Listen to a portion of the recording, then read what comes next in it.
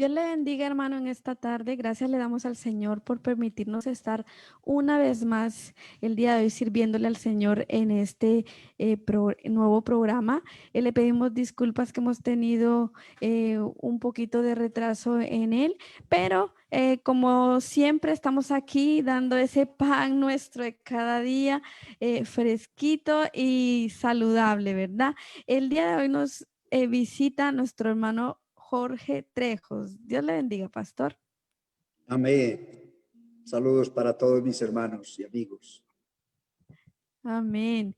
El pastor, como ya nos ha visitado, estuvo hace unos días con nosotros dándonos ese poderoso mensaje del peregrinaje de la fe, ¿verdad? Es de la Iglesia Central en Bogotá, Colombia.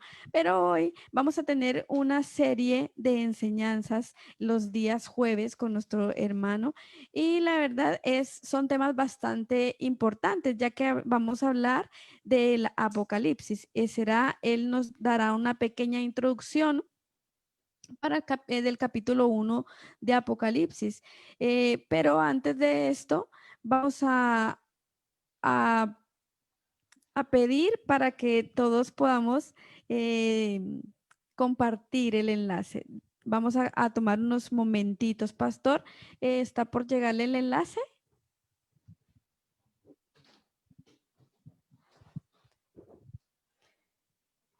¿Ya le llegó el enlace, pastor? Sí, estoy escuchándoles.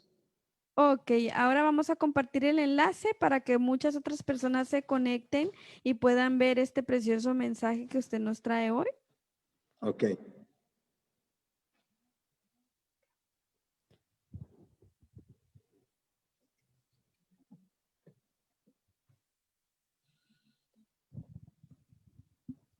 Amén. Amén. Bueno, Dios le bendiga, pastor.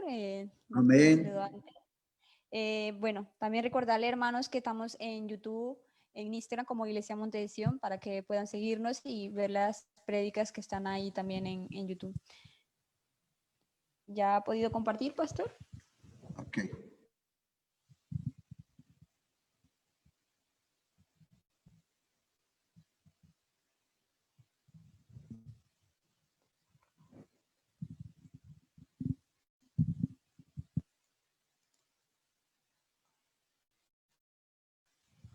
Amén. Me parece que el pastor tiene problemas con su línea de internet, pero la verdad este tema es bastante importante, ya que el Apocalipsis, bueno, es un libro bastante que no todos podemos explicarlo y es interesante porque habla más o menos de los últimos días.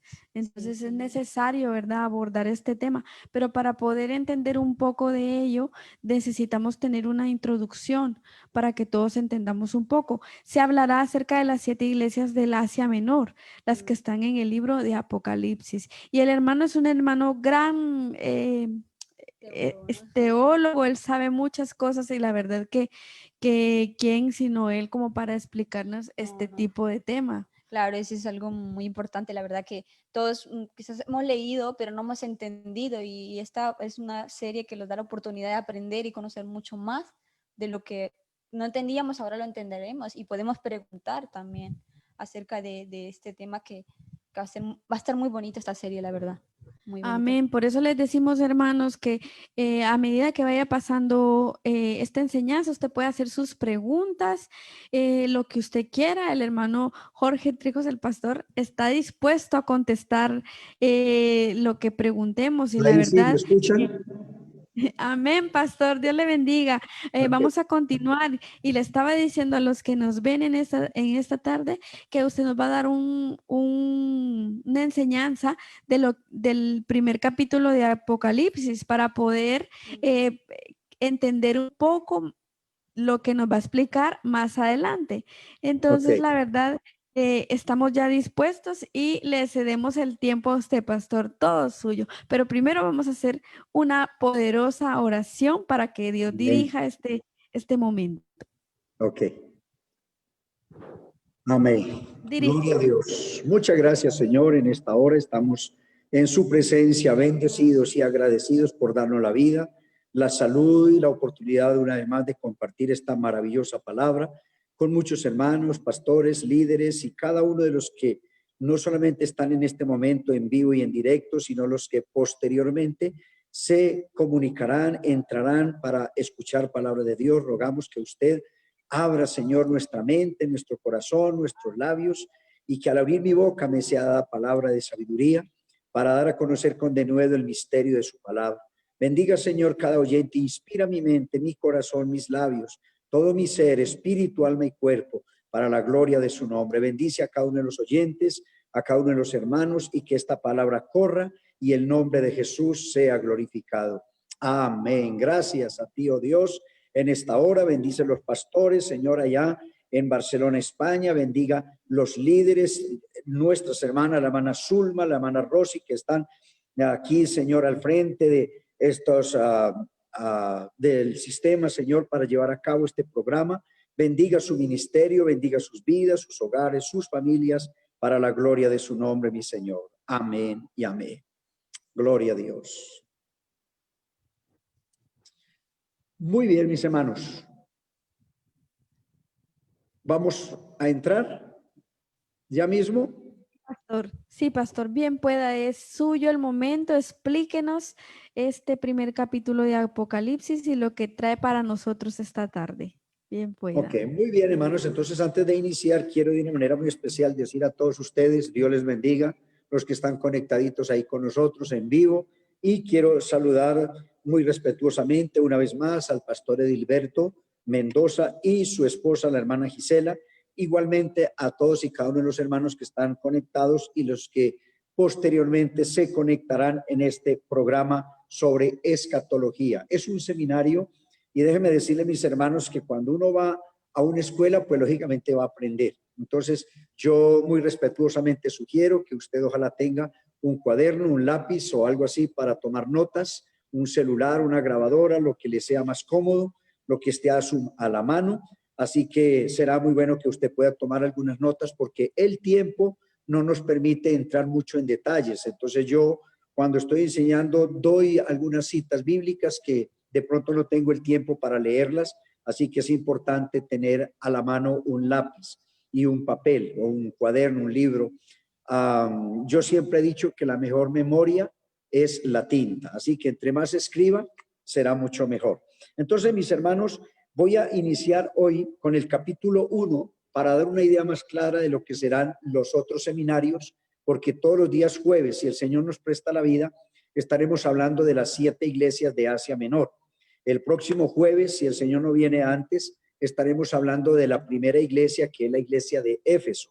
Así que antes de hablar de la primera iglesia, vamos a hablar del capítulo 1 de Apocalipsis. Ahora, ¿por qué es importante estudiar el libro de Apocalipsis? Es importante por muchas cosas. Primero, porque el libro de Apocalipsis, hermano, es un libro, pues digamos, es la palabra de Dios. Y segundo, porque es el libro más profético de la Biblia y es el más importante de los libros proféticos de la Biblia. Es más, San Pedro nos dice en su primera carta, en su segunda carta, el capítulo 1, versículo 19, dice: tenemos también la palabra profética más segura, a la cual hacéis bien en estar atentos como una antorcha que alumbra en lugar oscuro hasta que el día esclarezca y el lucero de la mañana salga en vuestros corazones. Entonces, cuando la Biblia dice tenemos la palabra profética más segura, lo que nos está diciendo es que nosotros debemos de prestarle mucha atención a las cuestiones que son proféticas. La tercera razón es que los que leen la Biblia anhelan estudiar el libro de Apocalipsis por su majestad, por el alcance de sus profecías y porque ahí es el fin de la historia humana. El Apocalipsis es la consumación de todos los 66 libros de la Biblia. Si no existiera Apocalipsis, no existiera fin. Y ustedes saben, hermanos, que todo tiene un principio y todo tiene un fin. Cuando una persona se casa, es el fin de la soltería, pero es el comienzo de la vida matrimonial. Cuando una persona termina la universidad, es el fin de su estudio, pero es el comienzo de una carrera profesional. Así que el fin de una cosa es el comienzo de otra. Entonces, Apocalipsis es el fin de todas las cosas que se iniciaron hace muchos siglos atrás en el plan de redención de nuestro Señor. Ahora, A mí me encanta mucho el libro de Apocalipsis porque, por ejemplo, Génesis es el primer libro de la Biblia, Apocalipsis es el último. El Antiguo Testamento, usted lee Malaquías capítulo 4, versículo 6, que es el último versículo del Antiguo Testamento y termina con una maldición. El último versículo del Nuevo Testamento en Apocalipsis 22, 21 termina con una bendición. En Génesis, en el principio dice la Biblia, creó Dios los cielos y la tierra. En Apocalipsis dice la Biblia, vi un cielo nuevo y una tierra nueva. Usted encuentra en Génesis donde Dios dice que a la reunión de las aguas llamó mares. Y en Apocalipsis encontramos capítulo 21, verso 1, que el mar ya no existía más. Nosotros vemos en Génesis 1:5, donde la Biblia dice que a las tinieblas llamó noche. Y en Apocalipsis 21:25 la Biblia nos dice que ya no habrá más noche. Si usted lee Génesis, el capítulo 1, verso 16, dice que Dios hizo las grandes lumbreras, el sol para que señoreara en el día, la luna para que señorease en la noche. Sin embargo, en Apocalipsis nos dice que no tiene necesidad de la luz del sol ni de la luna, porque el Cordero lo ilumina todo. Si usted lee Génesis capítulo 2, verso 17, encuentra que el día que de él comieres ciertamente morirás, hablando del árbol de la ciencia del bien y del mal. Sin embargo, Apocalipsis capítulo 21, verso 4 nos dice que la muerte no será más. En Génesis capítulo 3, verso 16, la Biblia dice que Dios dijo al hombre por causa de su pecado, multiplicaré tus dolores, especialmente a Eva, multiplicaré tus dolores en tus preñeces. En Apocalipsis 21, 4, la Biblia dice que no habrá más dolor. Si usted lee Génesis capítulo 3, verso 17, Dios maldijo la tierra por causa del pecado. En Apocalipsis 22, 3 dice que no habrá más maldición. En el libro de Génesis capítulo 3, verso 1 dice que Satanás apareció como el engañador a Eva bajo la figura de una serpiente. Y en Apocalipsis 20:10 la Biblia dice que Satanás desaparece para siempre porque será lanzado al lago de fuego. En Génesis encontramos capítulo 3, verso 23, que el hombre fue echado del árbol de la vida, fue sacado del huerto del Edén. Y la Biblia me dice que ese árbol de la vida que se perdió en Génesis reaparece en el capítulo 22, verso 2 del libro de Apocalipsis. El hombre fue echado de la presencia de Dios en Génesis 3:24. Sin embargo, en Apocalipsis 22:4, la Biblia dice que veremos nuevamente su rostro. Así que hay una cantidad de similitudes de lo que fue el comienzo de la raza humana y lo que será el fin. Y la Biblia dice que el postrer estado será mejor que el primero. Con Dios, las últimas cosas siempre serán mejores que las primeras. Hay un dicho aquí en Colombia que dice que el que ríe de último ríe mejor. Así que será mucho mejor el fin del negocio que el comienzo de él, dice la Biblia en el libro de Eclesiastés. Ahora, el libro de Apocalipsis, capítulo 1, tiene un versículo 19, el versículo 19, que es clave en el estudio. El versículo 19 dice, escribe las cosas que has visto y las que son y las que han de ser. Entonces, Dios le dijo al apóstol Juan, este hombre que escribió Apocalipsis es el apóstol Juan, el discípulo amado, el que se recostó en el pecho a Jesús. Fue el hombre que escribió el Evangelio según San Juan, es el hombre que escribió primera, segunda y tercera de Juan y es el gran teólogo, escritor del libro de Apocalipsis. Juan, hijo del trueno, ¿no? Se le llamó Jesús así por su carácter tan fuerte, pero llegó a ser un hombre tan humilde que en sus tres primeras cartas, primera, segunda y tercera de Juan, habla mucho acerca del amor entre hermanos, del amor filial y habla del amor ágape, que es el amor a Dios o el amor de Dios. Así que hay dos clases de amor, que es el amor ágape, que es el amor de Dios, y el amor fileos, que es el amor fraternal. Entonces, mis hermanos, este tremendo hombre de Dios, San Juan, recibió la visión del Apocalipsis. La recibió estando en Patmos. Patmos era una isla donde San Juan fue llevado preso por causa del testimonio de Jesús. Fue llevado allá en el año 96 después de Cristo y allá estuvo por 4 años y después fue regresado otra vez, vino a Éfeso y estando en Éfeso llegó a ser el obispo de la iglesia en Éfeso. La historia dice que los hermanos llevaban al apóstol Juan en una silla cargadito al culto, ya era un anciano de 100 años y lo llevaban cargado al culto. Fue el único de los 12 apóstoles que murió de muerte natural. Todos los discípulos murieron como mártires. Pedro murió crucificado con la cabeza para abajo, otros murieron decapitados, como el caso del apóstol Pablo. Uno de los discípulos murió en la India totalmente clavado con flechas, y así otros murieron apedreados. Todos los 12 discípulos originales que tuvo Jesús murieron como mártires, excepto Juan. Juan fue el único de los 12 apóstoles que murió de muerte natural en el año 100 después de Cristo. Así que Dios le dio a Juan la revelación. Y el versículo clave está en el verso 19. Dios le dijo a Juan, escribe las cosas que has visto. ¿Qué era lo que él había visto? Todo lo que él vio durante los 3 años y medio de ministerio, los milagros, la sanidad de los ciegos, cuando limpió leprosos, todo lo que él vio durante los 3 años que estuvo con él como apóstol o como discípulo, porque una cosa importante es que para ser apóstol, primero hay que ser discípulo. La palabra discípulo quiere decir aprendiz. La palabra apóstol quiere decir enviado. Para que una persona sea enviada, primero tiene que aprender. Así que el apóstol durante sus 3 años fue discípulo, le aprendió al maestro y él vio prodigios, señales, milagros en los 3 años de ministerio. Por eso el Señor le dijo a Juan, escribe las cosas que has visto, tiempo pasado. Y luego le dice, escribe las cosas que son, es el tiempo presente. En estos 2000 años que la iglesia tiene, cuando Dios dejó el plan con los judíos aparte y sacó 2000 años para,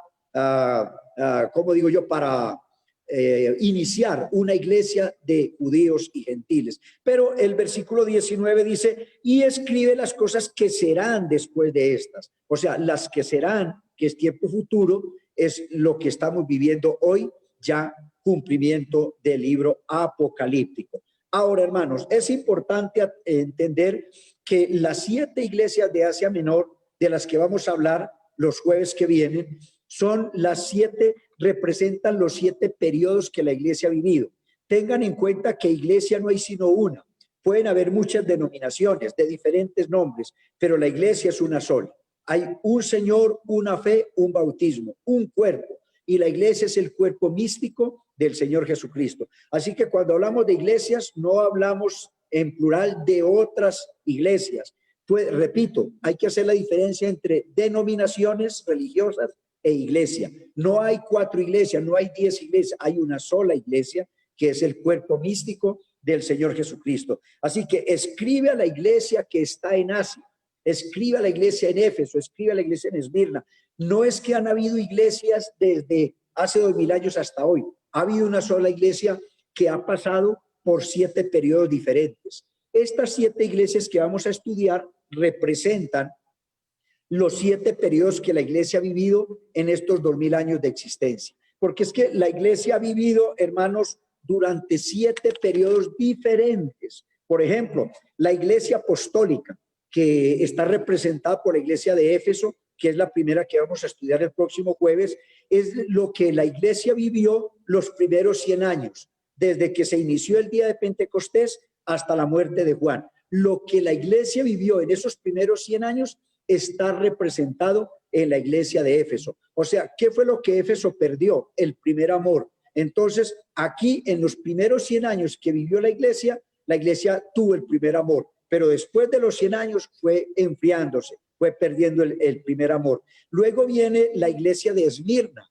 que es la que vamos a estudiar el segundo jueves. La iglesia de Esmirna se le llama la iglesia perseguida, abarca desde el año 100 después de Cristo hasta el año 313 después de Cristo. Las características que vamos a estudiar en la iglesia de Esmirna fue lo que la iglesia vivió después de los primeros 100 años, que fueron los tiempos de la persecución. Luego viene la iglesia de Pérgamo. La iglesia de Pérgamo la palabra Pérgamo quiere decir casado con el mundo. Fue cuando la iglesia se mezcló con el gobierno y la iglesia se mundanalizó.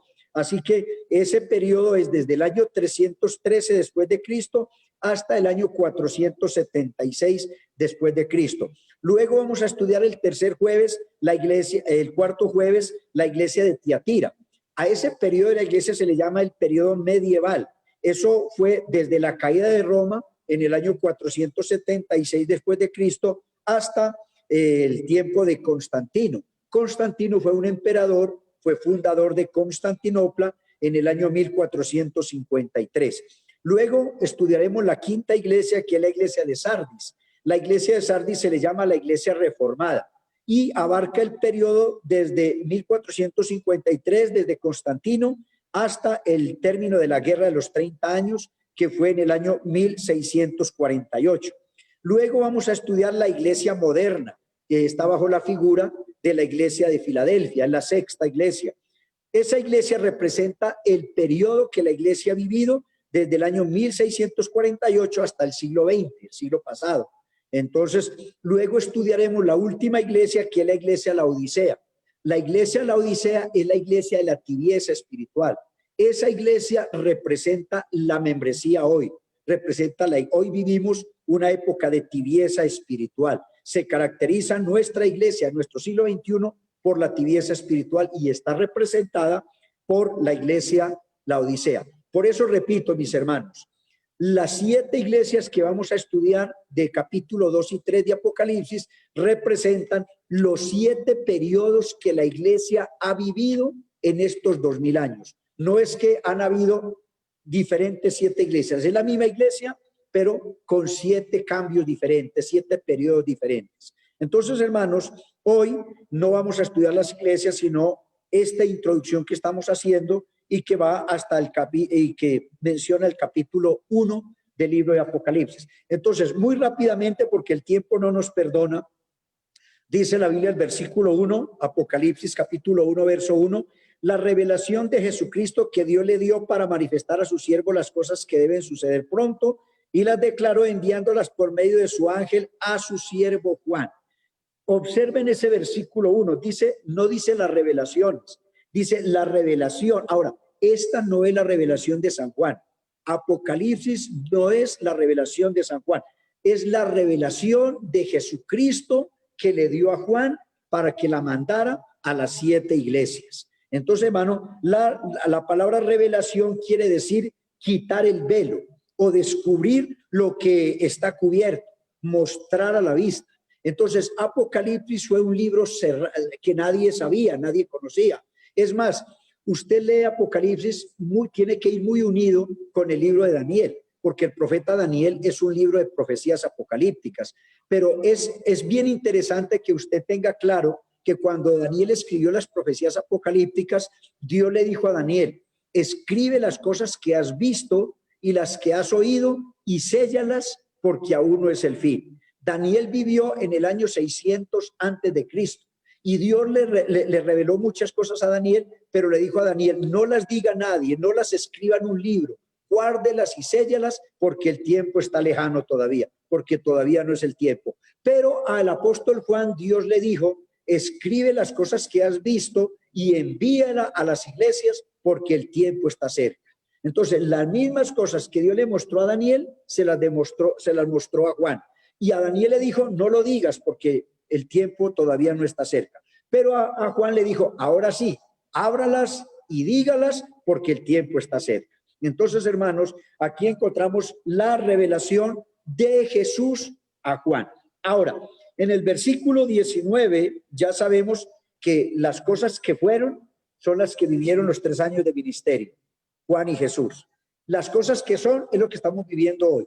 Y las cosas que serán es lo que va a vivir esta humanidad durante el periodo del rapto de la iglesia y la gran tribulación que vendrá sobre esta tierra. Versículo 3 dice, bienaventurado el que lee. La palabra bienaventurado quiere decir dichoso, feliz, prosperado. Así que hay gente que le tiene pavor al Apocalipsis. Hay gente que piensa que el Apocalipsis no se debe enseñar y que los pastores lo que hacemos es meterle miedo a la gente. Pero el Apocalipsis, hermano, no es para meterle miedo a la gente. El Apocalipsis es para que nosotros entendamos dónde estamos en el tiempo profético, para que entendamos que lo que estamos viviendo hoy, todas estas pandemias y estas pestes y terremotos y tsunamis y todo lo que estamos viviendo, no son cosas del azar, no son cosas coincidenciales, sino el cumplimiento de las profecías anunciando que la segunda venida del Señor está muy cerca.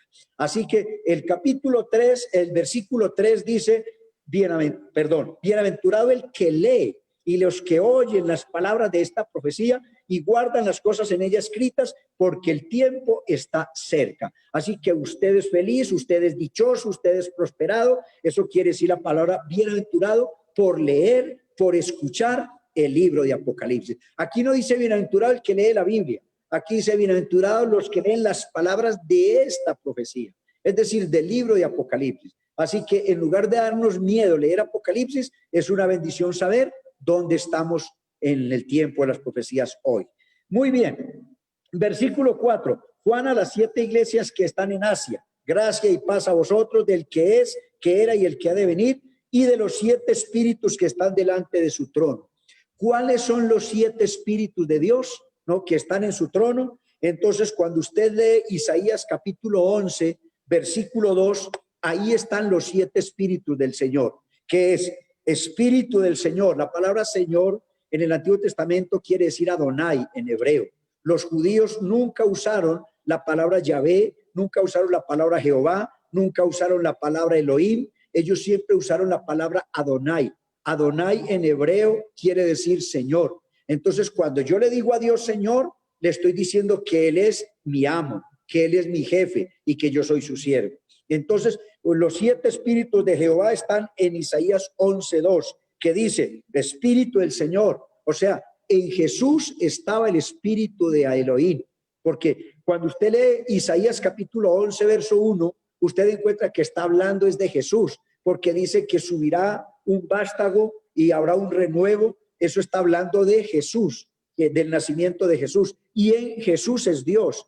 En Él están los 7 espíritus del Señor, que son espíritu de Adonai, espíritu de sabiduría, espíritu de inteligencia, espíritu de consejo, espíritu de poder, espíritu de conocimiento y temor de Jehová.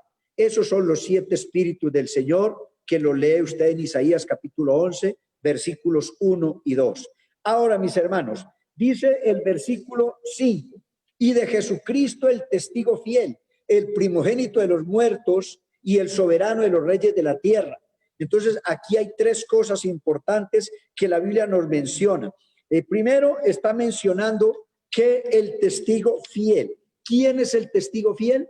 La palabra testigo nos habla de nuestro Señor Jesucristo. Nosotros aquí podemos mirar, hermanos, que la palabra testigo fiel muestran a Jesús como el profeta. Jesús fue el último, Jesús fue el que más profetizó. Si usted lee San Mateo 24, usted encuentra una cantidad de profecías acerca de su segunda venida, donde a Jesús le preguntaron qué señal habrá de su venida, y el Señor le dijo, que nadie los engañe, porque vendrán muchos en mi nombre, diciendo yo soy el Cristo, y a muchos se engañarán, y habrán guerras y rumores de guerras, y habrán pestes y hambres y terremotos en diferentes lugares, etcétera, etcétera. Así que Jesús fue el más grande de los profetas.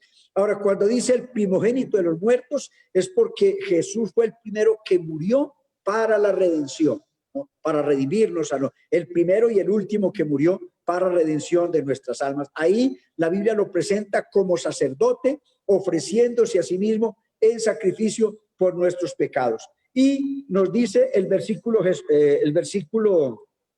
5, que Jesucristo, que es el testigo fiel, el primogénito de los muertos y el soberano de los reyes de la tierra, porque Él es el Rey de Reyes y el Señor de los Señores, fue el que le dio la revelación, el que le quitó el velo, el que le quitó el trapo a los ojos de Juan, para que Juan pudiera ver todas las profecías apocalípticas. Por eso Apocalipsis quiere decir revelación, revelar algo que estaba oculto.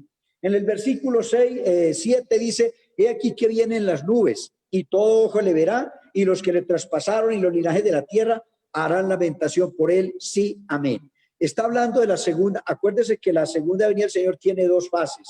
Una es cuando el Señor viene por su iglesia, que es el arrebatamiento de la iglesia. En esa venida no todo ojo le verá, porque el Señor no viene a la tierra, el Señor viene a las nubes y la iglesia sube. Por eso la Biblia dice, los muertos en Cristo resucitarán primero. Así que la iglesia sube a las nubes y el Señor baja desde el cielo, y en las nubes va a celebrarse las bodas del Cordero. Entonces, la segunda venida del Señor tiene 2 fases. La primera es por su iglesia, que es el rapto de la iglesia o el arrebatamiento de la iglesia, y la segunda fase es cuando el Señor viene con la iglesia y con sus ángeles aquí a la tierra a establecer su reino milenial, que eso será después de los 7 años de gran tribulación.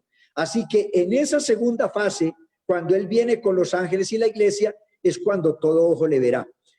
Si yo hubiera vivido hace 100 años atrás o 200 años atrás, yo hubiera dicho la Biblia no tiene sentido. Porque si el Señor viene al Monte de los Olivos, como dice Zacarías capítulo 14, desde aquí de Colombia no se ve el Monte de los Olivos. Y yo creo que allá en España tampoco. Así que, hermanos, ¿cómo así que todo ojo le verá?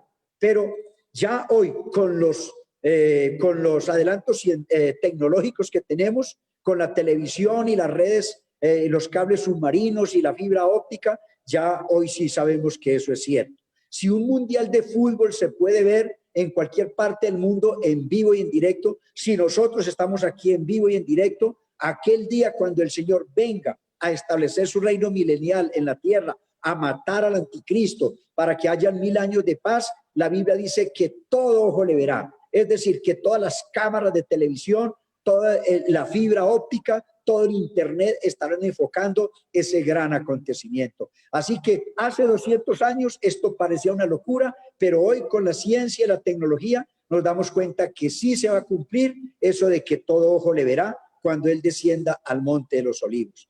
Muy bien, mis hermanos. El versículo 7 dice, el versículo 8 dice, yo soy el alfa y la omega, principio y fin, dice el Señor. La palabra alfa es la primera letra del alfabeto griego y omega es la última letra del alfabeto griego. Con eso lo que está diciendo Jesús es que Él es el primero y Él es el último. Por eso no puede haber dos primeros ni pueden haber dos últimos. Si Dios es primero y es el último y Jesús dice ser el primero y el último, eso me lleva a la conclusión de que Jesucristo es el mismo Dios del Antiguo Testamento.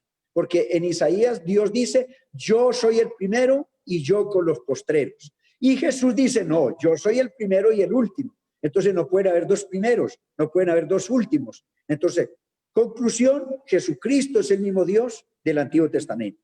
Entonces, versículo 9 dice, yo Juan vuestro hermano y copartícipe vuestro en la tribulación, en el reino y en la paciencia de Jesucristo, estaba en la isla llamada Patmos.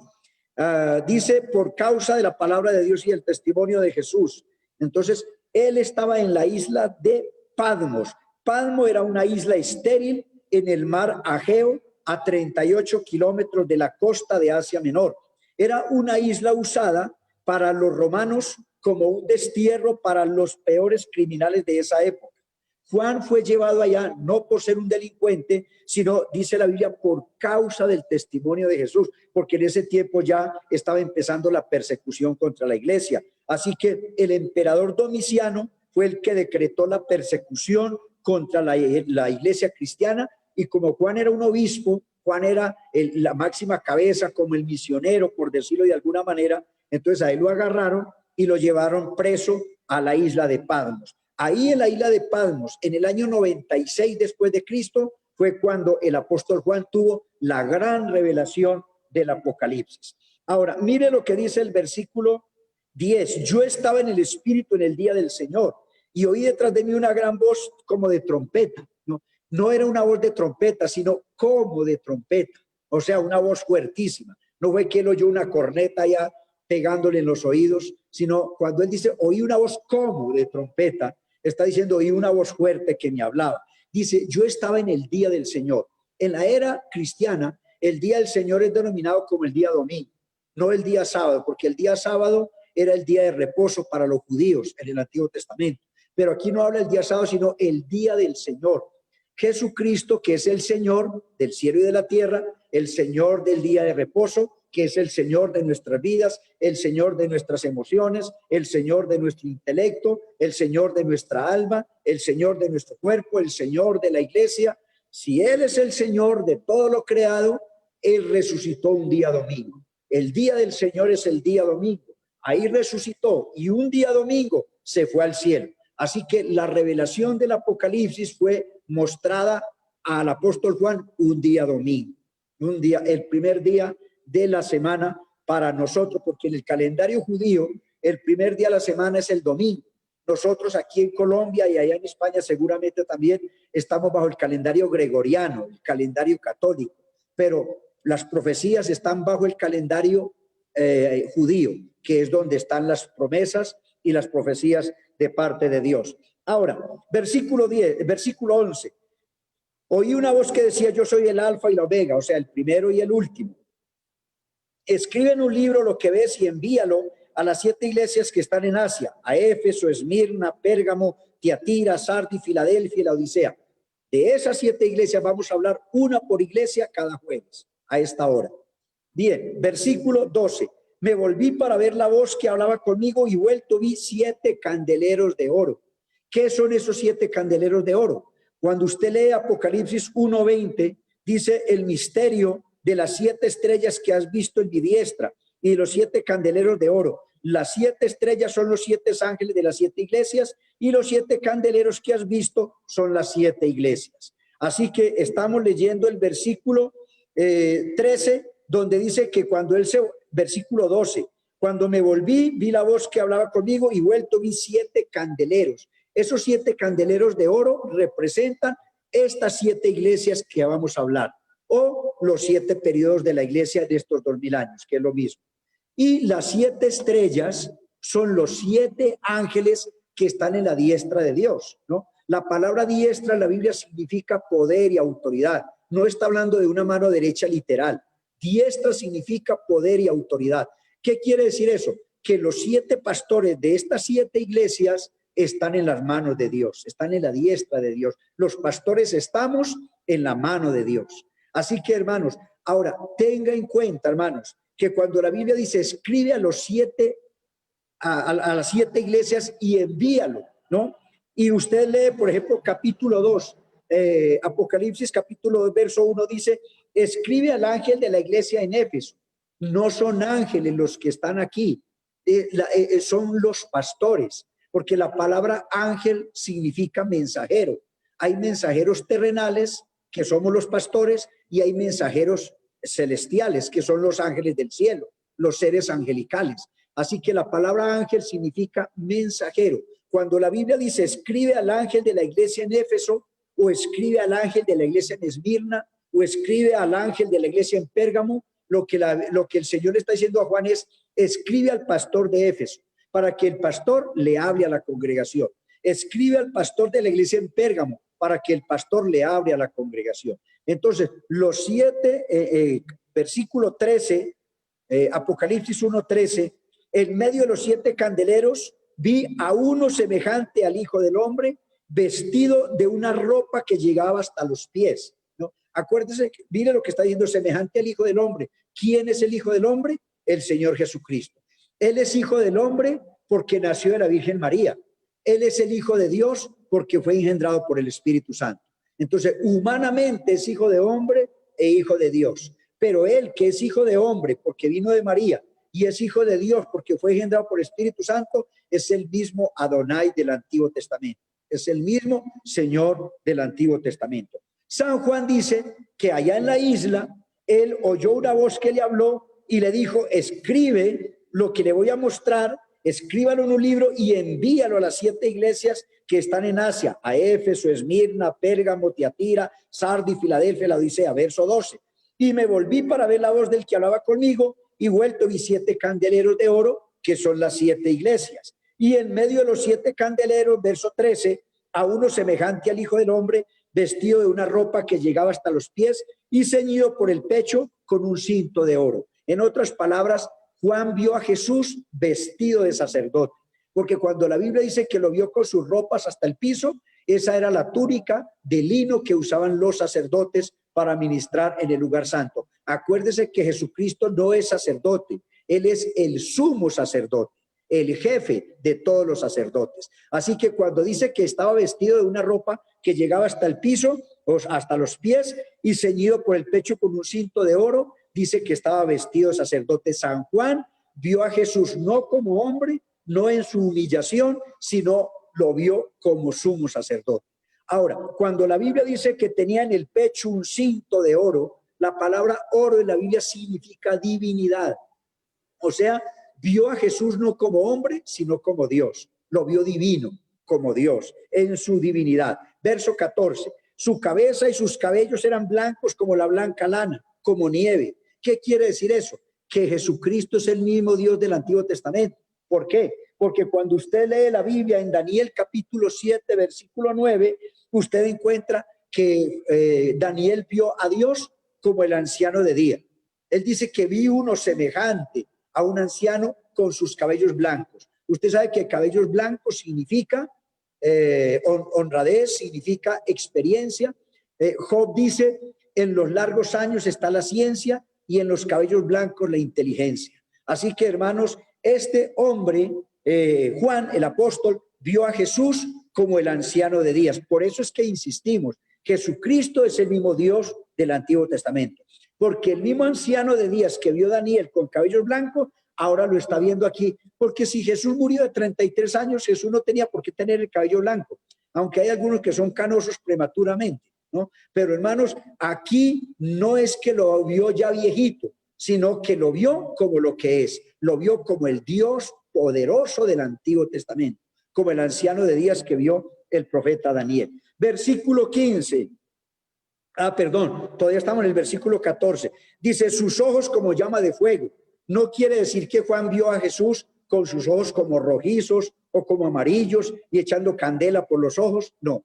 Cuando la Biblia dice que sus ojos es como llama de fuego, lo que está diciendo es que su mirada es penetrante, que su mirada lo escudriña todo, que su mirada lo entiende y lo ve todo. Como cuando usted está frente al jefe y usted le tiene tanto respeto y tanto miedo al jefe, que el jefe se baja las gafas y la mira y le dice, ¿usted por qué hizo esto? Y usted se asusta porque está frente a frente con los ojos de un jefe que es huraño y que es mala gente. De pronto hay empleados que le tienen pavor al jefe. Entonces Jesús aquí aparece con sus ojos penetrantes, todo lo escudriña, todo lo ve, no va a perdonar pecado, pero sí va a salvar a los que le aman a él. Entonces sus ojos como llama de fuego no significa que son como dos bolas de fuego, sino que son sus ojos lo escudriñan y lo ven todo. Versículo 15, sus pies semejantes, no era que eran de bronce, sino semejantes al bronce bruñido. La palabra bronce en la Biblia significa juicio. Así que lo que San Juan está diciendo es que vio a Jesús con sus pies ya listos para ponerlos por encima de sus enemigos y darles el pago a todo este mundo pecador. Por eso Apocalipsis es el fin de la historia humana. Es cuando Dios va a castigar este mundo por malo, por impío. Por eso es que sus pies aparecen bajo la figura de bronce bruñido, refulgente como un horno. Eso habla de fuego, eso habla de juicio. Y su voz como el estruendo de muchas aguas. No significa, hermano, que la voz es como un río por una cascada abajo, sino que su voz es tan poderosa que son como el estruendo de muchas aguas. Como Dios hablaba allá en el monte Sinaí. Cuando él habló en el monte Sinaí a Moisés, la Biblia dice que el monte humeaba, que hubo un terremoto, que hubo relámpagos y el pueblo tuvo tanto miedo que le dijo a Moisés, Moisés, habla tú con Dios, pero no hable Dios con nosotros para que no muramos. Y Moisés dijo, estaba yo mismo espantado y temblando,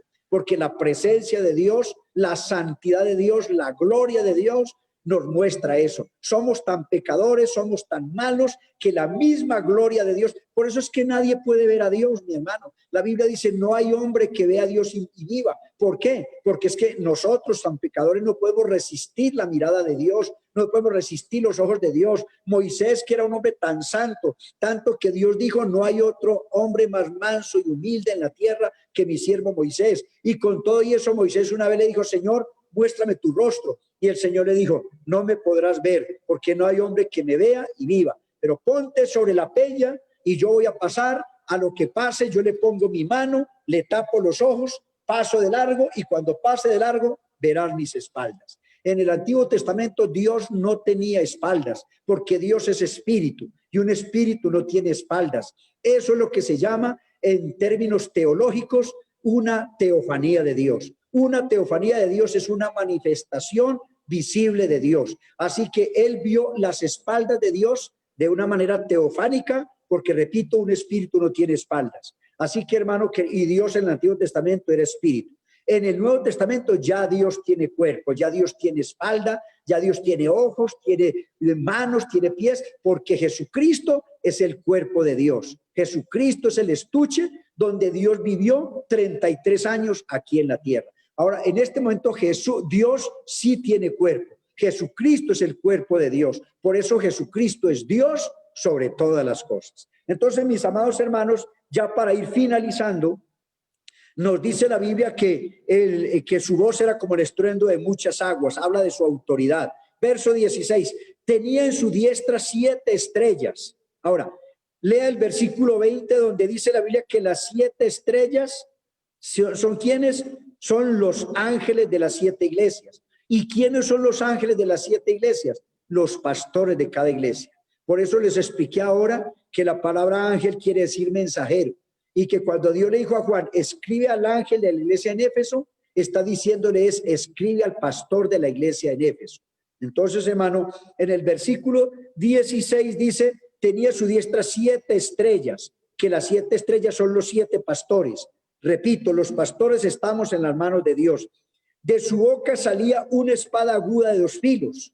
Eso habla de la palabra de Dios. Hebreos 4:12 dice que la palabra de Dios es más cortante que toda espada de 2 filos, que penetra hasta partir el alma, los tuétanos, las coyunturas, y discierne los pensamientos y las intenciones del corazón. Así que esa espada aguda que sale de la boca no es que hay un machete grandote, un cuchillo que sale de la boca, sino que es la palabra de Dios, que es cortante. La palabra de Dios tira a un pecador al altar y lo hace llorar. La palabra de Dios tira a un descarriado y lo levanta. La palabra de Dios tiene poder. Es como una espada de 2 filos. Y cuando alguien está en pecado y oye un buen mensaje, la palabra le corta esas emociones, lo pone a llorar, lo trae al altar, al arrepentimiento. Gloria por la palabra de Dios. Gloria a Dios.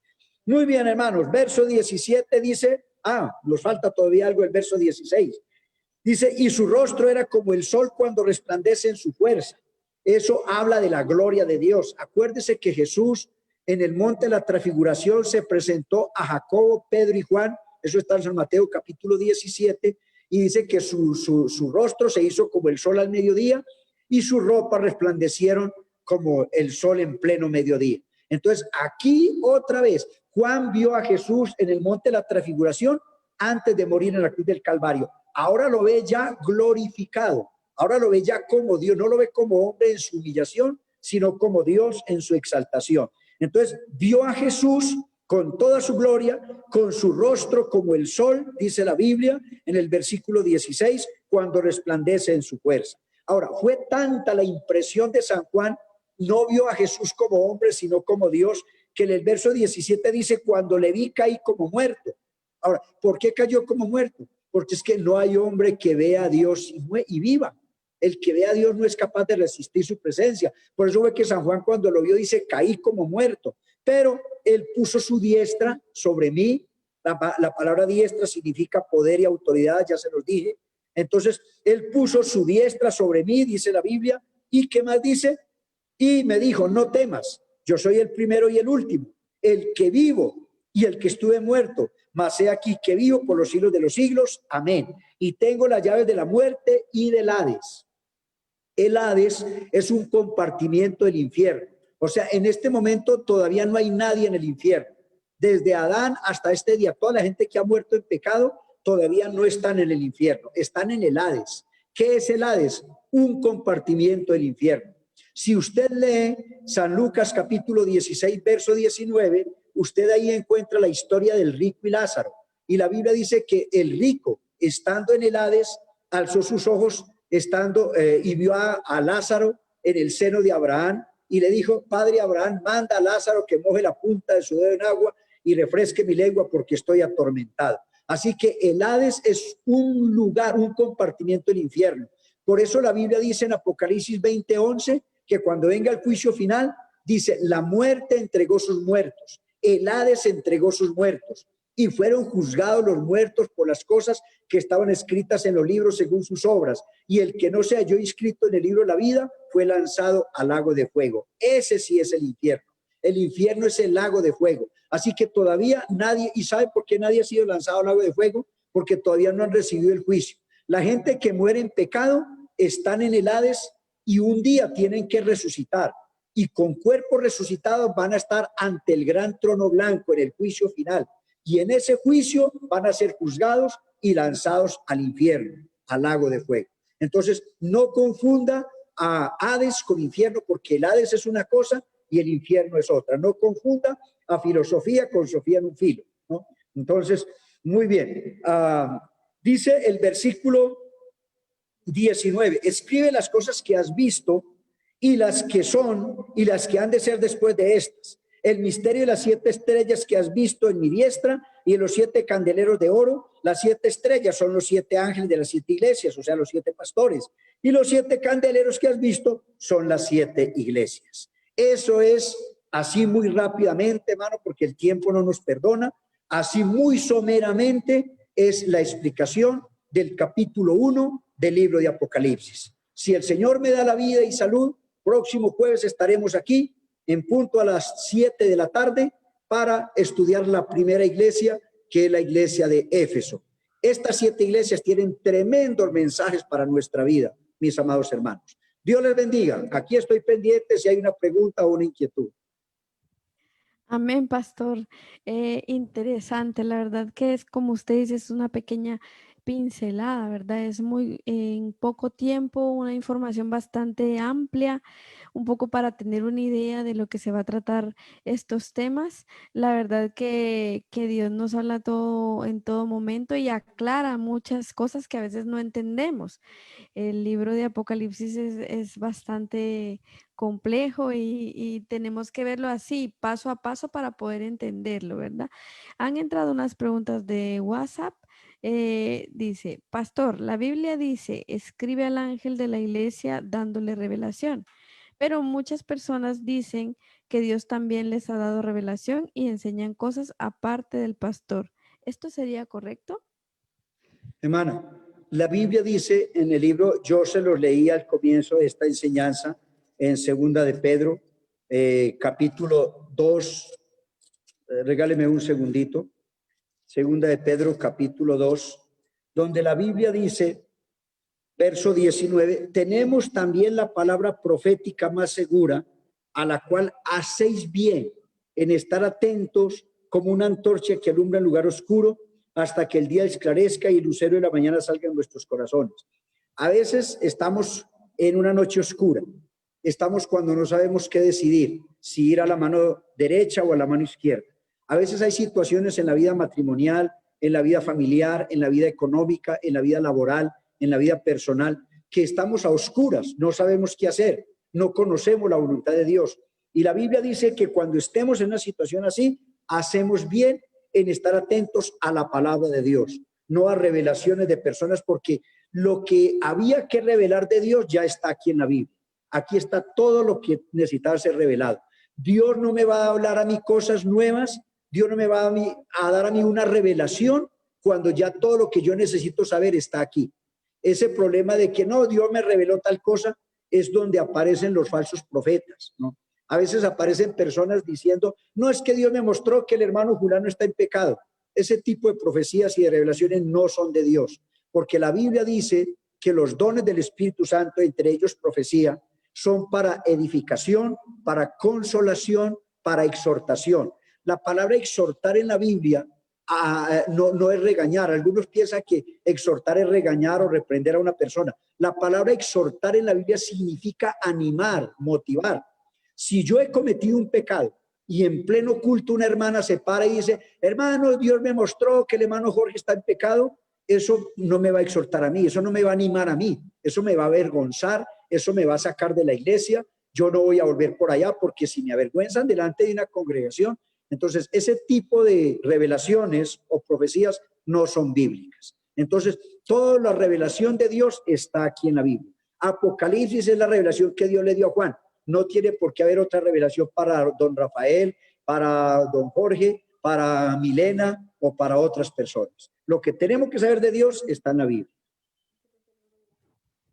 Tremendo, pastor. Es impresionante e importante, ¿verdad? Porque a veces es lo que decía, se levantan falsos profetas y la verdad que Sí. hay muchas personas que no forman parte de la visión, no forman parte de lo que Dios ha puesto en el corazón de los pastores y a veces lamentablemente se valen de mucha palabrería o se valen también de cargos para desviar, porque lo que hablaba usted en temas tan importantes, pues, temas diarios, ¿no? De trabajo, de matrimonio, de consejo a los hijos, muchas veces te pueden dar un consejo contrario a lo que realmente necesitas cuando lo que decía usted, en la palabra de Dios está la dirección y también en nuestros pastores que son los que están también pegaditos a Dios, donde Dios les revela y nos da el consejo que nosotros como ovejitas o como miembros de nuestra iglesia necesitamos, ¿verdad? Es el consejo más cercano a Dios el que nosotros necesitamos y no podemos dejarnos llevar por palabrerías que en apariencia son bonitas, dulces, pero que realmente al final el fin no es bueno, ¿verdad? Hay dos cosas, hermana, perdón. Hay dos cosas que yo quiero dejar claras. Cuando comencé esta enseñanza hace una hora, yo les dije, entre las razones para estudiar el libro de Apocalipsis, una de las razones que les di es que muchos falsos profetas están aprovechando el tiempo para engañar a la gente, ¿no? Y por eso, hermanos, es que, pues porque hay muchas cosas que son expectantes, que estamos como a la expectación de qué va a suceder. Entonces, esto lo usan muchos por ahí para decir, no, yo soy el Cristo. De hecho, Jesús, aquí a Bogotá llegó un hombre hace unos 5 años diciendo que era Jesucristo, un hombre llamado José Miranda, ¿no? Y él decía que era Jesucristo. Y después 10,000 seguidores que le siguieron aquí, los marcó con un sello del 666, ¿no? Y hay una denominación religiosa, hay una falsa doctrina que se llama Creciendo en Gracia, y ellos son líderes de ese movimiento religioso. Y ese señor José Miranda era un drogadicto de Estados Unidos, era un hombre que andaba con 40 guardaespaldas. Y si él es Jesucristo, ¿por qué necesita guardaespaldas? Y él dijo, porque Jesús tuvo 12, ¿por qué no puedo tener yo 40? ¿No? Entonces, pero los 12 de Jesús no eran guardaespaldas, eran discípulos, eran apóstoles. Así que, hermanos queridos, hoy en día hay muchos falsos profetas haciéndose pasar por Dios. Por eso, la mejor revelación es lo que está escrito en la Biblia y no lo que cualquier persona, porque a mí una persona no me tiene por qué decir, hermano, Dios me mostró que ustedes, ¿sabe qué pasa con los falsos profetas? Que a veces se dan cuenta de cosas que le pasa a un hermano. Lo vieron en la calle haciendo algo o alguien vino y le contó, hey, ¿cómo te parece que yo vi a la hermana Julana en esto o al hermano Julano? Y ese falso profeta viene al culto por la noche y se levanta la mano, cierra los ojos. Hermanos, Dios me mostró que fulano de tal está haciendo esto. Y no es que Dios le mostró, sino que alguien le contó. Entonces, hay que tener mucho cuidado con los falsos profetas. Gracias, pastor. Es muy importante porque la iglesia continuamente está sufriendo este tipo de mentiras, ¿no? Y la verdad es, se ven a veces envueltos en circunstancias difíciles y muchas veces están fuera de la iglesia por Sí. escuchar estas mentiras. Y es necesario estar atentos porque lo que estamos, el tema que se está hablando es que son los últimos días y el enemigo está para eso, para sacarnos de la iglesia, para sacarnos de la voluntad de Dios, para que nuestras familias se pierdan, para que nuestra alma se vaya al infierno. Entonces es de sumo cuidado, ¿verdad? Es nuestra salvación la que está en juego. Tremendo. Amén. Así es. Amén, amén. No, importante, ¿no? Lo que decía el pastor y decían ustedes, el enemigo igualmente se va a aprovechar ya por las redes sociales también, que muchos dicen, no, yo soy esto, soy lo otro. Y realmente, y si no está respaldado con la Biblia como nos ha enseñado el pastor, pues no, ¿por qué creerle, no? Si no me está mostrando con la Biblia, pues yo creo que no es correcto. Pastor, llega otra pregunta y dice, hay muchas personas que Dios les ha revelado día y hora de su venida. ¿Usted qué opina? Eso es totalmente falso, porque Dios no va a decirle a una persona una cosa que va en contra de lo que él mismo dijo en su palabra. Y él dijo en su palabra, el día y la hora nadie lo sabe, ni los ángeles que están en el cielo saben el día y la hora en que el Hijo del Hombre ha de venir. Si no lo saben ni siquiera los ángeles del cielo, ¿cómo puede una persona decir, no, Dios me mostró que el Señor va a venir el 14 de diciembre del año 2020? Eso no tiene sentido, porque hermano, mire, gracias a Dios que Dios no lo ha dicho. Porque si Dios me hubiera dicho a mí, Jorge, usted va a morir usted va a morir el 6 de septiembre del año 2020, yo estaría muerto de miedo porque me faltan 3 días, ¿no? Entonces, imagínense, hermanos, si Dios nos dijera cosas así, ¿no? Pero el día y la hora nadie lo sabe, ni siquiera los ángeles. Y muchas personas han sido engañadas. Por ejemplo, hay una denominación religiosa que ha dado varias fechas, los adventistas, siendo muy respetuosos de ellos. Elena White, que es una de las fundadoras de la iglesia del adventismo, de la doctrina del adventismo, ellos han dado varias fechas, una en 1800 y pico, no recuerdo el pico, pero ellos han dado varias fechas de la venida del Señor y no se han cumplido. Entonces quedan ahí como mentirosos, quedan como falsos, porque es que yo no puedo decir que el Señor viene en tal fecha porque Dios no ha dado el día y la hora en que Él ha de venir. Entonces, cualquier persona que diga eso es un falso profecía, es un falso sueño. Amén. Es precisamente impresionante lo que estamos hablando, ¿verdad? Porque esto es como un falso profeta, se aprovechan de lo que se está viviendo, de las circunstancias. Entonces tenemos que detectar, tener claro que ni aún los ángeles saben el día ni la hora de que Jesús vendrá. Pero pastor, ¿cómo podemos cuidarnos de estos falsos profetas? Las profecías se están cumpliendo, todo esto se está cumpliendo. ¿Cómo hacemos nosotros para cuidarnos de estos falsos profetas?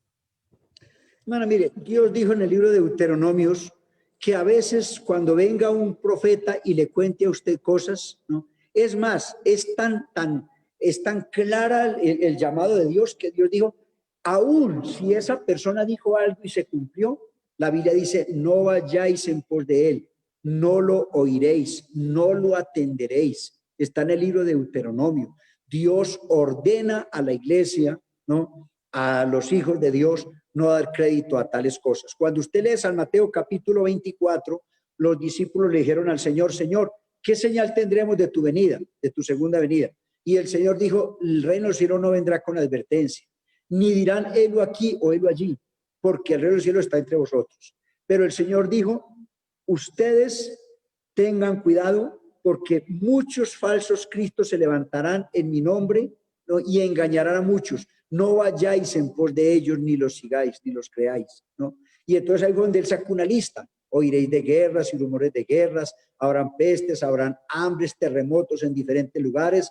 Todo esto será principio de dolores. Os entregarán a tribulación, seréis aborrecidos de todas las gentes, será predicado este evangelio en todo el mundo para testimonio de todas las naciones, entonces vendrá el fin. Entonces, cuando usted lee San Mateo capítulo 24, usted encuentra toda esa historia y entre esas cosas Jesús dijo, se levantarán muchos falsos cristos, ¿no? Dice, no los oiga, no crea en ellos, no los siga. Por eso la Biblia dice que Dios ha establecido pastores, ¿no? Por eso, mire, si no se necesitaran pastores, simplemente Dios le revelaría a cada hermano lo que tiene que hacer y ya, ¿para qué un pastor si Dios le está revelando a usted lo que tiene que hacer y lo que no debe hacer? Pero ahora, ¿por qué Dios no le escribió a la iglesia de Éfeso? ¿Por qué Dios no le reveló las cosas que vendrían a la iglesia de Esmirna? ¿Por qué Dios le reveló a Juan? No para que Juan le predicara a la iglesia. La orden de Dios es muy clara. Escribe al ángel de la iglesia en Éfeso. O sea, Dios le dice a Juan, lo que yo le voy a mostrar, escríbalo usted y envíelo a la iglesia, al ángel de la iglesia en Pérgamo, al ángel de la iglesia en Esmirna, al ángel de la iglesia en la Odisea, ¿no? ¿Para qué? Para que ellos lo prediquen a la iglesia, ¿no? Entonces, Dios ha puesto 5 ministerios. Usted lee Efesios 4:11, Dios constituyó a unos apóstoles. La palabra apóstol quiere decir enviado. Es el título que se le da a los misioneros. Evangelistas. La palabra evangelio quiere decir buenas nuevas. Los que predican como evangelistas en campañas masivas. O los que evangelizan y ganan almas también son evangelistas, ¿no?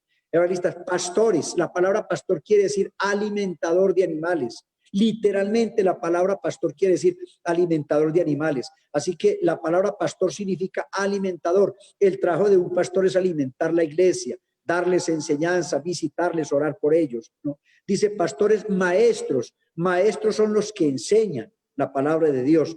Dice, a unos constituyó apóstoles, evangelistas, pastores, maestros y profetas. La palabra profeta quiere decir predicar. Usted encuentra en la Biblia la palabra profetas y los profetas siempre hablaban era para el día. Por ejemplo, Isaías se paraba en un parque y decía, Isaías dijo allá en Jerusalén públicamente, no, oí cielos y escucha tierra, crié hijos y los engrandecí. El buey conoce a su amo, el asno el pesebre de su señor. El pueblo de Israel no me entiende, no me conoce, ¿no? Todo corazón toda cabeza está enferma y todo corazón doliente. Desde la planta de los pies hasta la cabeza no hay en el hombre cosa sana, sino una herida, una hinchazón, una podrida llaga. No están vendadas ni suavizadas con aceite, ¿no? Todo ese capítulo 1 de Isaías lo predicó el profeta públicamente en una calle y luego iban a la casa y escribían lo que habían predicado. Por eso tenemos el capítulo 1 del libro de Isaías. Entonces, profecía es predicar. Cuando yo estoy predicando, estoy profetizando. Es que la gente piensa que profetizar es hablar cosas raras y hablar cosas del futuro. Los profetas siempre decían, así dice el Señor, tiempo presente, así dice el Señor. Entonces, una persona que está predicando está profetizando. Si usted le dice a un borracho, usted tiene que arrepentirse, porque si usted no se arrepiente y se muere con esa borrachera, se va al infierno. Usted le está profetizando, sin ser una profeta rara, ni tener un manto raro, ni abrir los ojos o cerrarlos, ni hacer musarañas y cosas raras, ¿no? Usted le está profetizando a esa persona lo que va a ser su vida en la eternidad si no se arrepiente. Y no se necesita ser una persona rara. Okay. Pastor, impresionante, la verdad. Es muy interesante todo lo que estamos hablando. Pastor, ¿las personas que han muerto en el Señor están en el cielo o en el paraíso? Nadie está en el cielo, nadie está en el infierno, como le dije ahorita. La gente que ha muerto en el Señor está en el paraíso. Acuérdese que Jesús le dijo al ladrón que estaba a la derecha, el ladrón que se arrepintió, que le dijo al Señor, acuérdate de mí cuando vengas en tu reino. ¿Qué le dijo Jesús a ese ladrón? Hoy estarás conmigo en el paraíso. Déjeme, hermano, aclararle eso. En el Antiguo Testamento, todo el mundo iba al Seol, justos e impíos. Iban al Seol, no, perdón, al Hades. El Hades era un compartimiento, estaban ahí juntos, pero no revueltos. Cuando Jesús murió en la cruz del Calvario, la Biblia dice que Jesús fue a las partes más bajas de la tierra. Y este que fue a las partes más bajas de la tierra es el mismo que subió por encima de todo para llenarlo todo. Efesios 4, del 8 al 11. Entonces, en Efesios 4, 8, usted encuentra que Jesús descendió a las partes más bajas de la tierra, o sea, al infierno, al compartimiento del infierno que es el Hades, y sacó los espíritus de los justos y los trasladó al paraíso. Por eso ve que Jesús le dijo al ladrón, hoy estarás conmigo en el paraíso. Entonces la gente que muere en Cristo ya no van al Hades como antes, sino que van al paraíso. Y el día que haya el rapto de la iglesia, los muertos en Cristo resucitarán primero. Entonces van a salir del paraíso los espíritus, van a tomar sus cuerpos del sepulcro y en cuerpo y alma vamos a vivir con el Señor eternamente y para siempre. Por eso es que nosotros tenemos que tomar otra vez el cuerpo, la resurrección, por eso es la resurrección, vamos a tomar otra vez el cuerpo para en cuerpo y alma estar en la boda del Cordero, estar en el tribunal de Cristo. Acuérdense que una cosa es el tribunal de Cristo y otra cosa es el trono blanco. Los impíos van a ir al trono blanco, Apocalipsis 20:11, donde serán juzgados y lanzados al lago de fuego. Y los cristianos no van al trono blanco, los cristianos van al tribunal de Cristo, que el tribunal de Cristo es la plataforma como el día de pago para los cristianos, el día de los galardones. Entonces, los cristianos que mueren hoy, los que han muerto en estos 2000 años y los que siguen muriendo van al paraíso, todavía no van al cielo, pero vamos a ir al cielo. Amén, amén. Qué bonito, ¿no, pastor? Ese día, no sé, me emociona. Pastor, otra pregunta. Escuchamos a una persona que ha sido bautizada en el nombre de Jesús diciendo que si se queda en el rapto, él tendrá otra oportunidad si no se deja marcar con el sello de la bestia. Ese es el más grande engaño que algunos predicadores han hecho a mucha gente. Eso es tan grave porque yo estoy enseñando todos los domingos el libro de Apocalipsis a las 10 de la mañana. Entre las enseñanzas que yo he dado a la iglesia central en Bogotá y hermanos de otros países y de otras ciudades de Colombia, es que hay una oportunidad para la gente y eso está en Isaías capítulo 66, versos 17, donde Dios va a dar una segunda oportunidad a gente que nunca han oído palabra de Dios ni han visto su gloria. O sea, la gente que nunca han oído las cosas de Dios van a tener una oportunidad ya, pero los descarriados no, por una razón muy sencilla. Segunda de Tesalonicenses capítulo 2, versículo 7 dice, ya está en acción el misterio de la iniquidad, solo que hay quien al presente lo detiene. O sea, el misterio de la iniquidad es el anticristo. Dice, hay quien al presente lo detiene. ¿Quién es? La iglesia. La iglesia ha detenido que el anticristo se venga como un río desbordado porque la iglesia todavía no ha sido levantada. El versículo 7 dice, hasta que él, o sea, la iglesia, a su vez, sea quitada de en medio. Cuando la iglesia sea levantada, dice, verso 8, entonces se manifestará aquel inicuo a quien el Señor matará con el espíritu de su boca y destruirá con el resplandor de su venida. Inicuo cuyo advenimiento es por obra de Satanás, con gran poder y señales y prodigios mentirosos. Está hablando del anticristo, ¿no? Ahora, dice que Dios matará al anticristo. ¿Quién es el anticristo? Un líder político que va a gobernar en el mundo entero en el nuevo orden mundial, ¿no?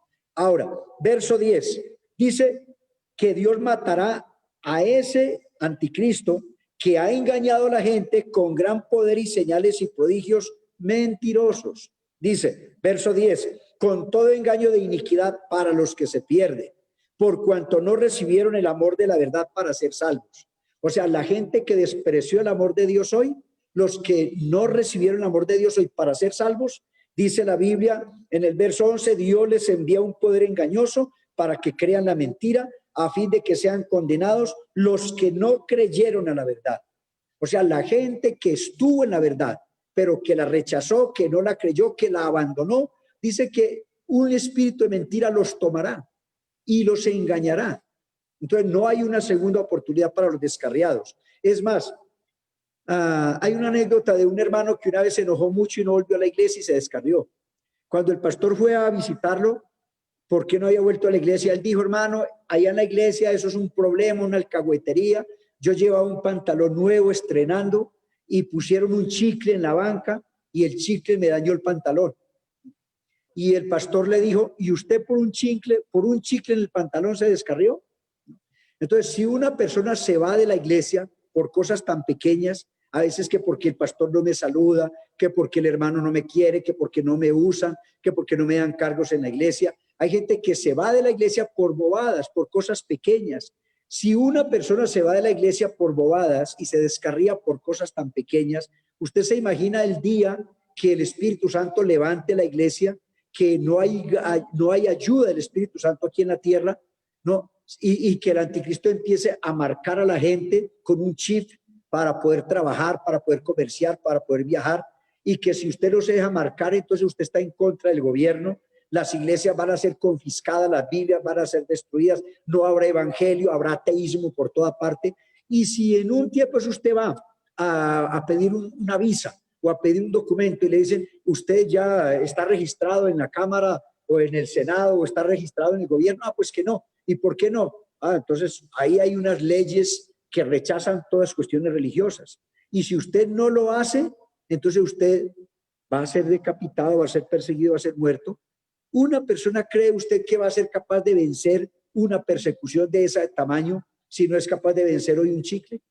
Entonces, déjeme decirle que no hay una segunda oportunidad para los descarriados. La Biblia es muy clara en la cita que le acabo de leer, segunda de Tesalonicenses, capítulo 1, versos 7 hasta el 12.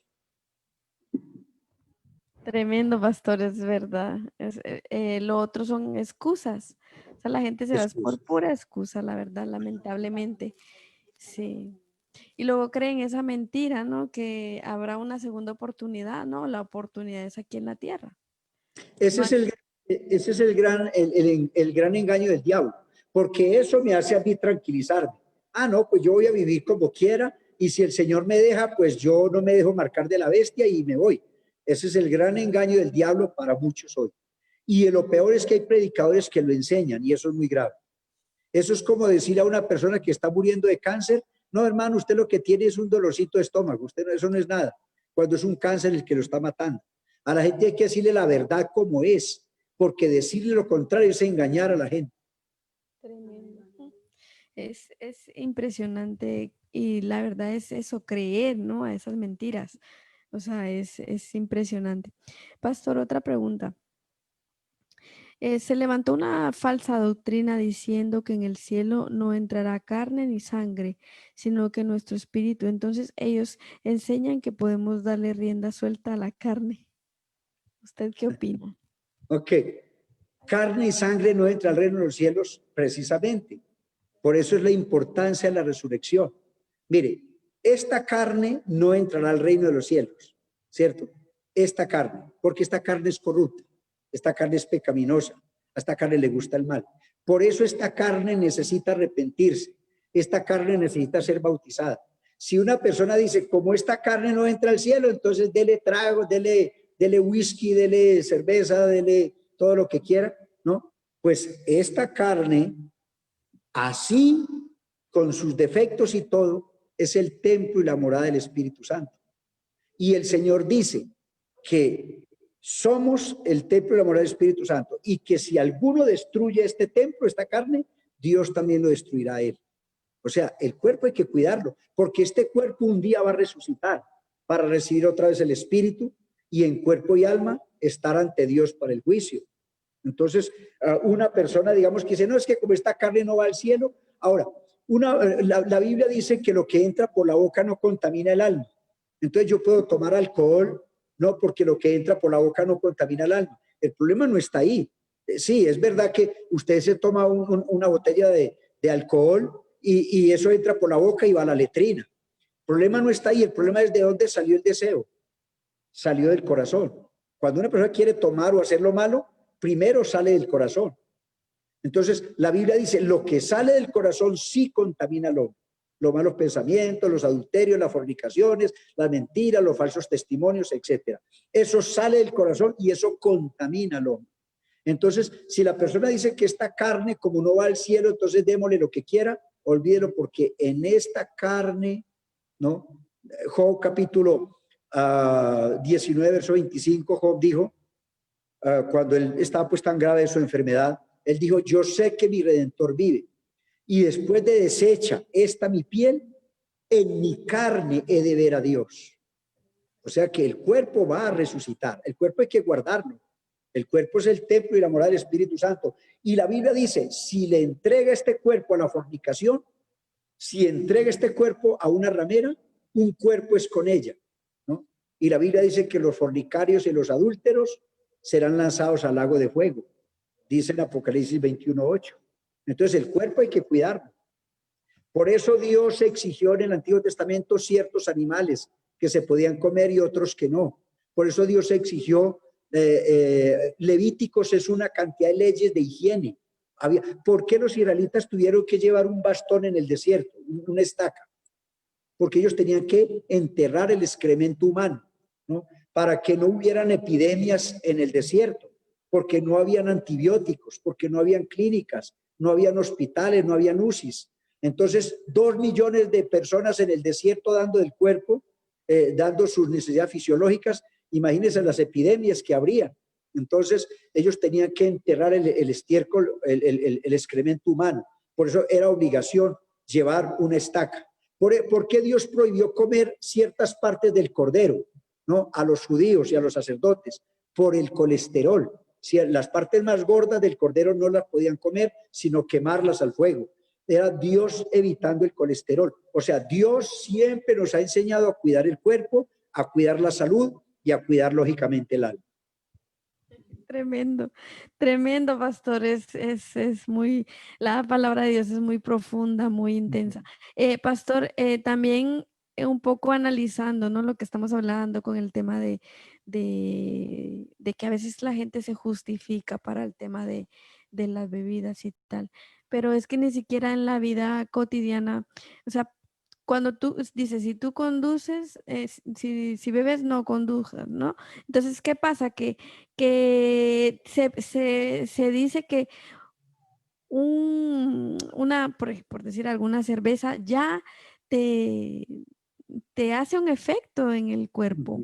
Ya no miras de la misma manera, no reaccionas de la misma manera. O sea, una sola cerveza y lo que lleva de alcohol en ella. Entonces, es muy importante porque ni siquiera una copa de vino te pueden permitir para que conduzcas. Entonces, es necesario, ¿verdad? que se analice bien todos estos, porque a veces nos justificamos queriendo hacer cosas que la verdad afectan la vida, porque las drogas, el alcohol, hacen un efecto en la vida de las personas y trae efectos, no solo en ese momento, sino efectos secundarios, traen enfermedades, dañan el organismo. Entonces, y eso es destruir el templo de Dios, porque somos templo y morada del Espíritu Santo. Tenemos que cuidarnos. Aparte de Así eso, es.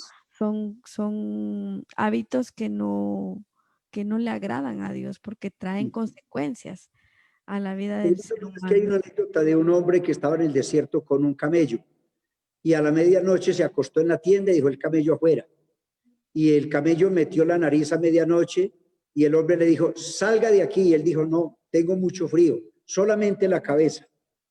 A las 3 de la mañana metió medio cuerpo y el hombre le dijo, sálgase, que esta es mi tienda. Y el camello le dijo, no, tengo mucho frío, solamente medio cuerpo. Y a las 4 de la mañana metió todo el cuerpo. El hombre le dijo, sálgase o me salgo yo. Y el camello dijo, sálgase usted porque yo aquí estoy muy cómodo. En otras palabras, el camello se fue metiendo poco a poco hasta que lo sacó a él.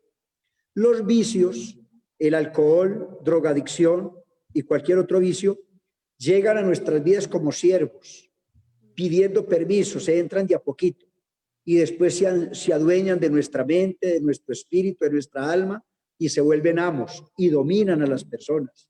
Entonces, los pecados no se pueden dejar entrar así sea de poquito. Una persona dice que una copita de vino no es pecado, pero el que se toma una copita se toma dos, el que se toma dos se toma tres hasta que se embriaga.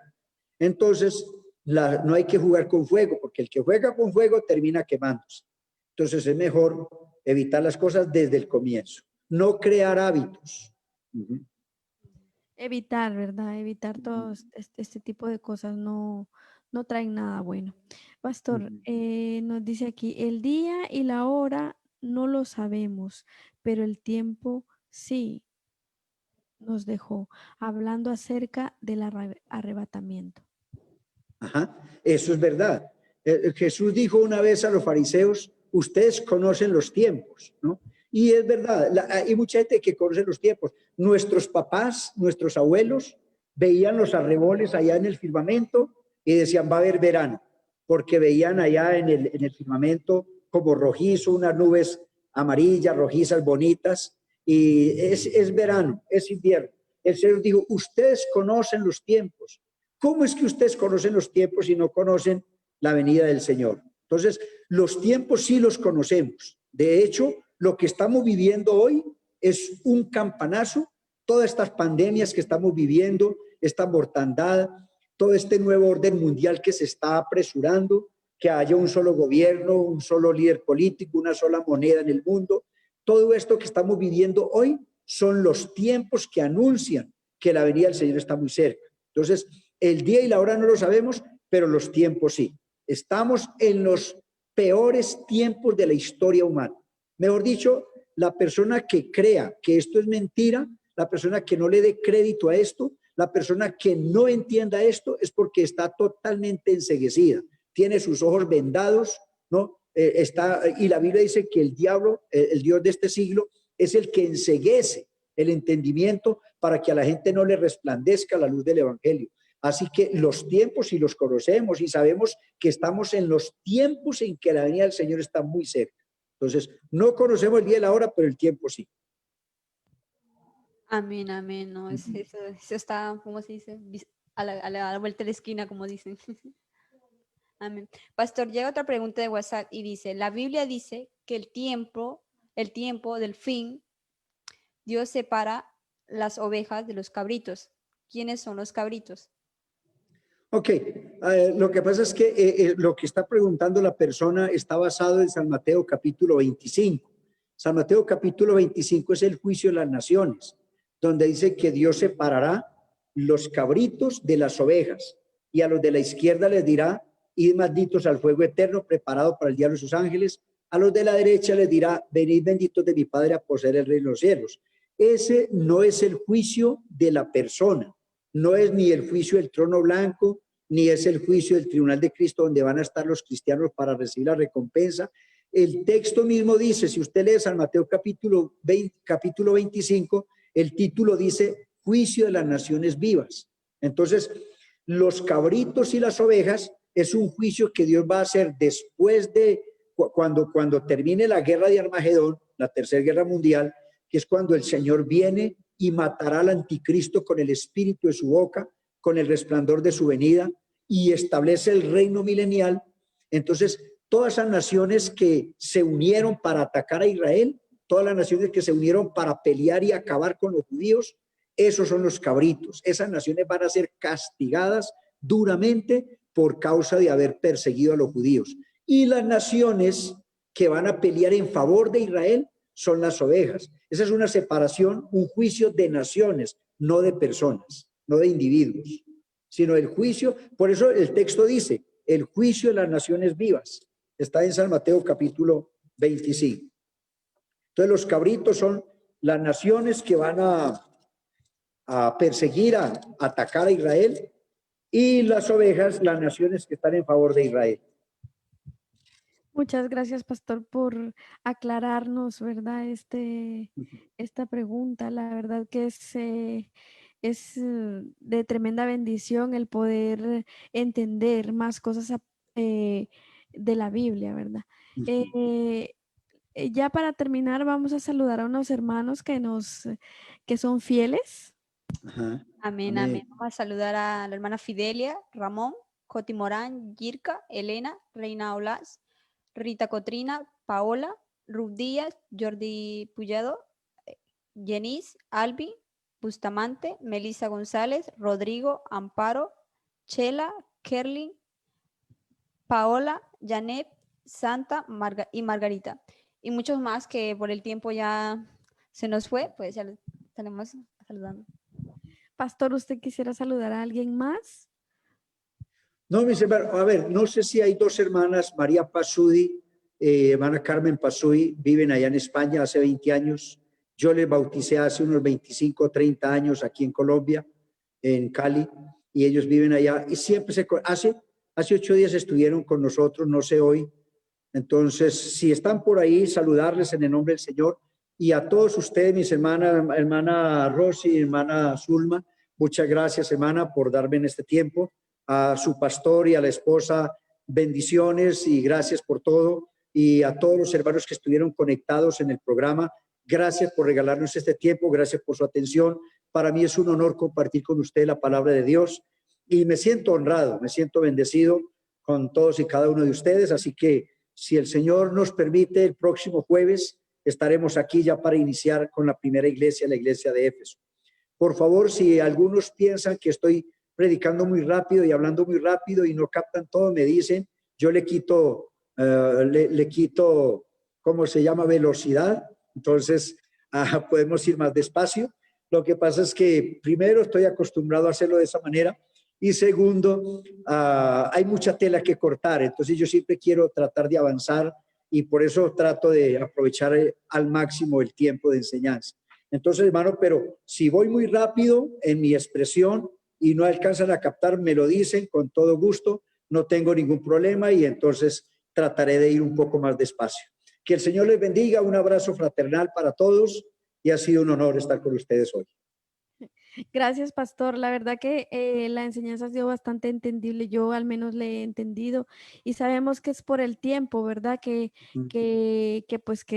se hace de esta manera para poder abarcar y poder dejar los puntos claros y bastante explicados. Pero si alguno le quedara en duda algo, le quedara alguna pregunta, lo que sea, la escribe y se aclara al finalizar la enseñanza, ¿verdad? Perfecto. Debemos de recordar que esta es una serie cada jueves y que es muy importante que no nos la perdamos porque hemos visto cosas bastante importantes que a veces o lo interpretamos de alguna manera, no entendemos y entonces teniéndolo a usted, pastor, que sabe bastante de lo que son estos temas, la verdad es una bendición muy grande.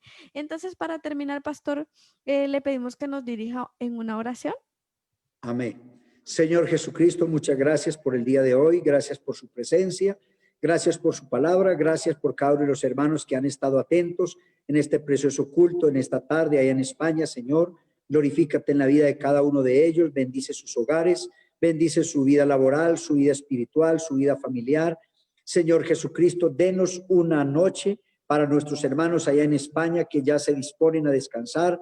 Deles una noche en paz y tranquila, guárdales y bendígales, que tengan dulces sueños. Reprenda, Señor, al enemigo cualquier estrés, cualquier situación laboral o familiar que les quite el sueño. Nosotros atamos en el nombre de Jesús toda fuerza del maligno que quite la paz en los hogares, que les quite el descanso nocturno a nuestros hermanos. Guárdanos, Señor, y permítanos tener una noche tranquila, una noche en paz.